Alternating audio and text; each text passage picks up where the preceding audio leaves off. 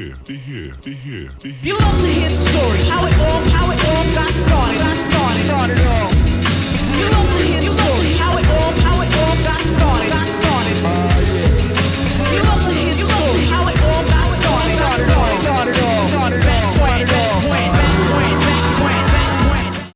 Get up, stand up. Don't give up the fight. Get up, stand up. Stand up for your rights.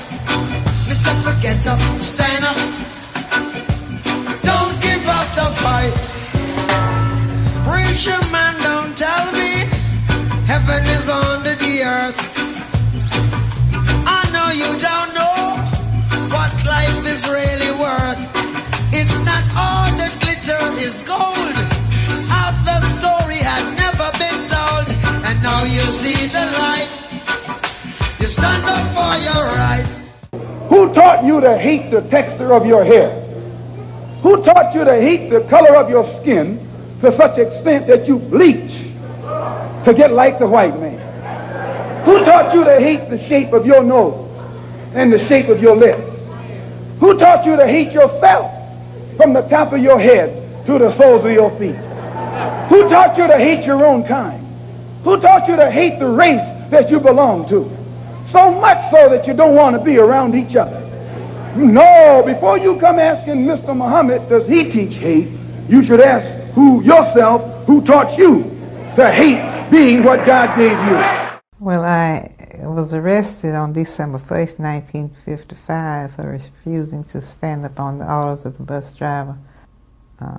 Stood up. He wanted to know if I was going to stand. I told him I was not, and he told me he would have me arrested. I told him he may do that.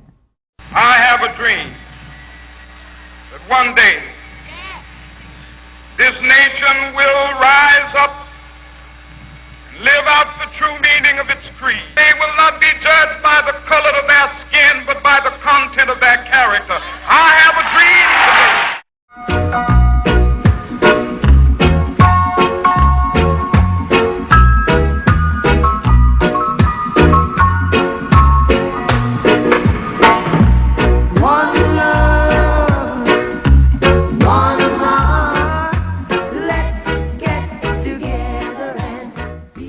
My name is Quintin and I'll be talking about Black History Month in Brixton.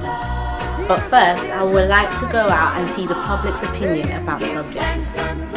I think Black history, simple. I think it's beautiful, really. Poetic. You see what people before us have done, what they've achieved, what they're still doing now, just to prove something to people. To follow their dreams, follow their hearts. And I'd also like to know, why are most of the black people in Brixton? What I've heard from people, friends and family, is that most of the black people in history used to be slaves in that part of area. So I would like to know more about it. So I went out and found out. The main benefit of history is to learn the lessons. And to understand, get a deeper understanding of who you are as a black person. People how they see themselves very much impacts on how they operate in their lives. And if you see yourself as a lone individual, maybe that's growing up in a single parent family in London, in 2014, without much of a family history, it's possible for you to try and gravitate towards all different things and people in a search for belonging, a sense of belonging. If you're aware that actually you descend from a line of kings and queens and a race of powerful people in the past that have managed to survive, the DNA's managed to survive all sorts of trauma, and you are the last in the line of that bloodline. It kind of gives you a more sense of perspective in terms of the fact that, you know, even though you might not know who your immediate, you might not have a connection with your immediate father, but actually your forefathers are still spiritually connected to you, and you're still representing your forefathers, and because of that, you know, you need to also have a pride in whatever you do. So I think that it's important that people do understand where they fit in the grand scheme of history. And also, it's like a marathon. You're carrying the baton now. In years to come, your descendants will be looking at the way that you operate within that whole chain. And you know, you're the one that needs to be setting an example now, that your 4 children, or your grandchildren's children, is going to look back at, and that's going to be their history. So you're writing history, and it's important that you write history. And it's not true, that's all. And it's not true, that's all. And it's not true.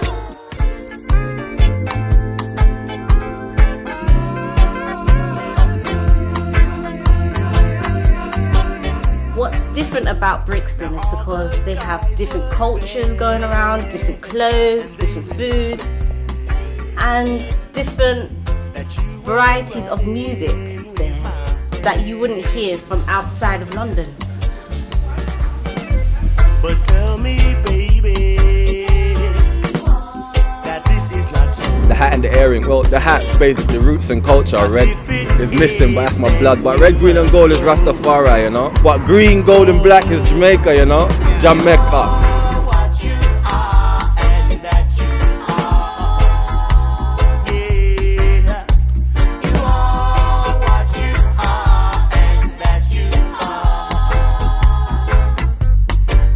And my second question is Black History Month necessary? That's what I would like to know. What I've heard on radios is this. This journey isn't about Black History Month at all. It's about the nature of power and equality. It's a deeper problem of which history months are a mere symptom. So what would it mean not to have a Black History Month? Not to need it? Personally, not a fan of Black History Month. Black History Month is a way to help people to at least try to deal with it for a month. I'm down for thinking of African history or Black history as part of a world history as opposed to it just being a month set aside for it. I think that marginalizes it a bit.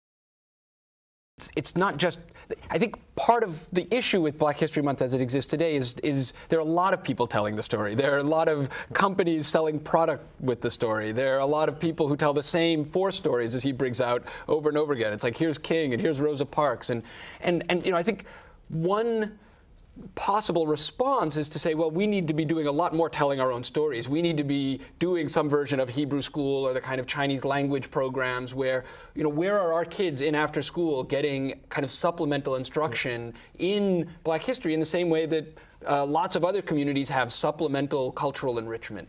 And I think in some ways we've left other people to do that work. And I think there's a kind of institution building that needs to happen within the Black community, which is we're going to develop curricula and go on Saturday and do the kind of deep study that is going to be additional to what should also be a part of the 365-day to a point where we would no longer need a Black History Month would be the ideal. I don't think we're at that point. Not only for our children, which I think is the first primary point, but for all American children. I mean, I teach a history of slavery and literature class, in which I find myself having to do a lot of, it's a literature class, but I have to do a lot of teaching around history, because the students who come from very good school systems come with an inadequate grasp of American history. And I'm teaching college students in American history, and Black history is American history, so I don't disagree with them about that. I disagree with the proposition that we've gotten to a point where we don't need it. Now,